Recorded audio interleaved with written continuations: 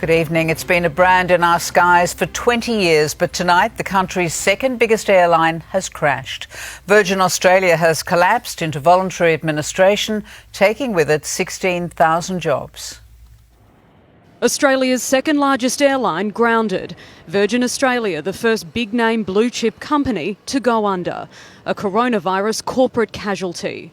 Virgin tried everything to survive, appealing to the public's wallets. Since we came along, airfares have reduced in Australia by 37%. And their hearts. They're people that I can turn to help me get through things. But it wasn't enough to tug on the federal government's purse strings. The bailout it needed didn't come. The axe fell this afternoon. Board members gathered for crisis talks at its Brisbane HQ. It's planes out of our skies, 16,000 workers Australia-wide out of jobs. Looking after them is a cost the government won't be able to dodge. If this company goes down, the federal government will be up for $800 million. Workers out of jobs, Virgin out of options, and future passengers out of choices.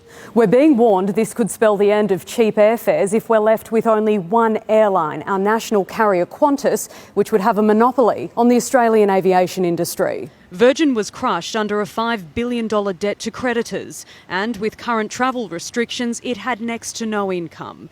There's no word yet on what it means for those who had flight credits, those planning for a day when its planes would take to the skies again. A day now parked with the Virgin fleet.